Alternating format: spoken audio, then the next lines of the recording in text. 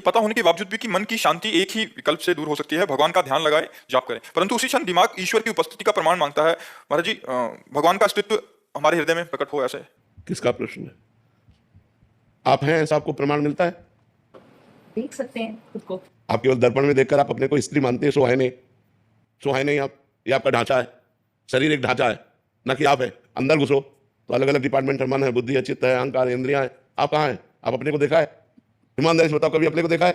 नहीं देखा ना? वही ईश्वर है जिसको देख नहीं सकते पर है। आप है, इतना तो है ना कि आप हैं। आप क्या है खुद अपने को नहीं जानते, जबकि आप ईश्वर के अंश हैं। तो उस महान को कैसे जान लेंगे बिना साधना के?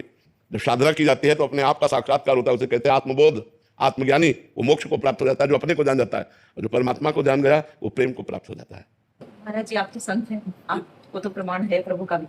नहीं, आप ये बताओ, क्या बुद्धि से आप उस परमात्मा को जान सकते हैं? अगर वो ना जाना चाहे तो जान। अरे आप में बैठा है, हम सही बात कह रहे हैं, आप ही हो। हम जो सत्य बात कह रहे हैं, गंगा जी की एक चम्मच चाहे गंगा जल निकालो या एक टैंकर निकालो, बोलोगे क्या? तो पूर्णमदः पूर्णमिदं पूर्णात् पूर्णमुदच्यते पूर्णस्य पूर्णमादाय पूर्णमेवावशिष्यते।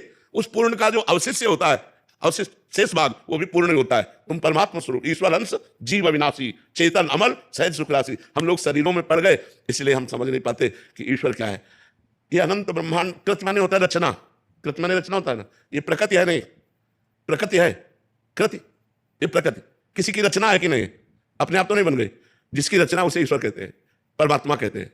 किसी से पूरा तो संचालन हो ही रहा है, हमारी इच्छा से संचालन हो रहा है। समय से वर्षा हो रही है, समय से सूर्य निकल रहा है, समय से चंद्र निकल रहा है, आकाश मृत्यु सब अपना काम समय से कर रहे हैं। तो कोई तो है जो सबको संभाल रहा है, जो सबको संभाल रहा है वही परमात्मा है, वही ईश्वर है। अब वो अव्यक्त है, उसके लिए साधना करनी पड़ेगी।